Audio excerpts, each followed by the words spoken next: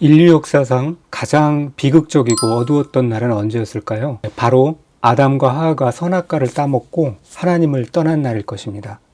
그 순간 세상에는 죄가 들어왔고 죽음이 찾아왔으며 천국의 문은 닫혔습니다.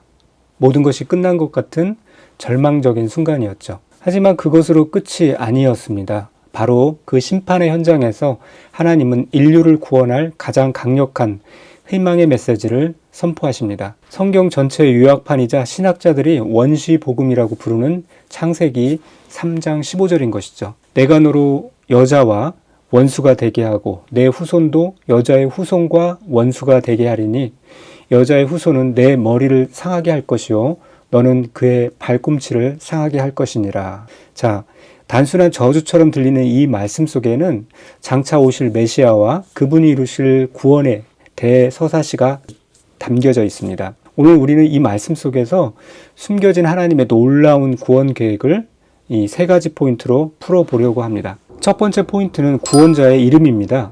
하나님은 구원자를 여자의 후손이라고 칭하셨습니다. 여기 아주 놀라운 비밀이 숨겨져 있는데요. 보통 족보는 남자의 씨를 통해서 이어지죠. 누가 누구를 낳고 할 때 그 아버지가 기준이 되는 것입니다. 그런데 왜 하필 성경에서는 여자의 후손이다 라고 표현했을까요? 이것은 장차 오실 구원자가 죄인인 아담의 혈통을 타고나지 않을 것임을 암시하고 있는 거죠. 남자의 도움 없이 성령으로 잉태되어 오실 동정녀 탄생을 예고하는 것입니다. 죄의 유전자를 받지 않고 오신 완전한 인간이자 완전한 하나님, 그분이 바로 생명 그 자체이신 예수 그리스도입니다. 반면 뱀의 후손은요, 사탄과 그를 따르는 악한 세력을 의미하죠. 이 말씀대로 인류의 역사는 끊임없이 여자의 후손과 뱀의 후손 사이에 치열한 영적 전쟁터가 되었습니다. 자, 두 번째 포인트는 이 전쟁의 결말입니다. 하나님이 이미 아주 구체적인 이미지를 우리에게 보여주십니다. 뱀이 사람의 발꿈치를 물고요, 사람은 뱀의 머리를 밟아버리는 장면입니다. 뱀이 예수님의 발꿈치를 뭅니다. 이것은 역사적으로 십자가 사건을 의미하는 것이죠. 그리고 이때 사탄은 예수님을 십자가에 못 박아 죽게 함으로써 자신이 승리했다고 믿었습니다. 그렇게 생각할 만큼 십자가의 고통은 끔찍했고 제자들은 흩어졌고요, 예수님은 무덤에 묻히셨어요. 겉으로 보기에는 예수님은 완벽하게 뱀에 물려 쓰러진 패배자 같았습니다. 하지만 그것은 발꿈치의 상처에 불과했습니다. 반대로 예수님은 뱀의 머리를 밟으셨기 때문입니다. 뱀에게 머리가 깨진다는 것은 회복 불가능한 그런 치명상, 즉 완전한 패배를 의미합니다. 예수님은 죽음의 권세를 깨트리고요, 3일 만에 부활하심으로써 그렇게 사탄의 머리를 박살내신 것이죠. 십자가는 사탄이 예수님을 죽인 도구가 아니라 오히려 예수님이 사탄의 권세를 멸하고 죄의 문제를 해결하신 결정적인 승리의 무기였던 것입니다. 자, 이제 세 번째 포인트를 살펴볼게요. 세 번째 포인트는 에덴에서의 추방에 담긴 하나님의 마음입니다. 하나님은 범죄한 아담과 하와를 에덴 동산에 쫓아내시고요, 생명나무로 가는 길을 천사들과 불칼로 막으셨습니다. 얼핏 보면 너무 매정한 처벌 같죠? 하지만 깊이 묵상해 보면은 이것은 하나님의 놀라운 배려였음을 알 수가 있습니다. 만약 죄를 지어 타락한 상태, 즉 하나님과 단절된 그 끔찍한 상태로 생명나무 열매를 먹고요, 영원히 살게 된다면 그러면 어떻게 될까요? 썩어 문드러진 몸과 영혼으로 죽지도 못하고 영원히 사는 상태, 그것이야말로 축복이 아니라 영원한 지옥일 것입니다. 그러므로 하나님이 그들을 쫓아내신 것은 징계가 아니라요, 죄의 문제를 해결하기 전까지 영생을 유보하신 사랑이었습니다. 그리고 마침내 때가 되어 하나님 자신이 육신을 입고 이 땅에 오신 것이죠. 친히 십자가에 달려 죽으심으로 죄의 문제를 해결하셨습니다. 이제 우리는 에덴의 생명나무가 아닌 참 생명나무이신 예수 그리스도를 먹고 그리고 그를 마심으로써 비로소 온전한 영생을 누리게 된 것이죠. 자, 이제 결론을 맺습니다.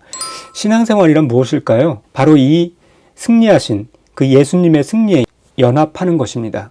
많은 성도가 사탄과 싸워 이기려고 애를 쓰죠. 하지만 기억해야 됩니다. 전쟁은 이미 끝난 것이죠.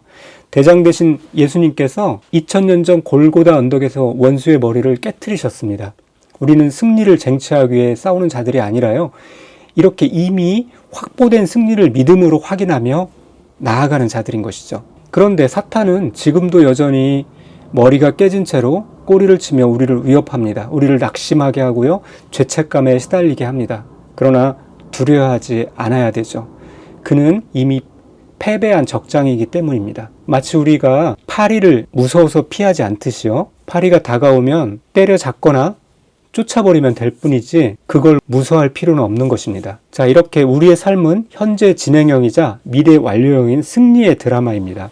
예수님의 십자가와 부활이 나의 사건이 되는 순간 그분의 승리는 곧 나의 승리가 되는 것이죠.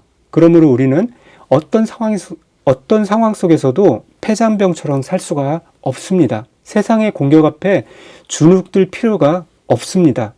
주의 궁정에서의 한 날이 다른 곳에서의 첫날보다 낫다라는 시편 기자의 고백처럼 승리하신 주님 곁에 머문다면 그것은 나에게 가장 큰 복이 되는 것이죠. 오늘도 원수의 머리를 박살내신 예수님의 손을 잡고요. 당당하게 세상을 나아가시길 바랍니다. 사망을 이기신 생명의 능력이 여러분의 삶을 그리고 저의 삶을 덮을 것입니다. 승리의 주님 감사합니다. 하나님의 장엄한 구원 계획 속에 자격 없는 저를 포함시켜 주시고 십자가의 승리를 나의 것으로 삼아 주시니 감사합니다.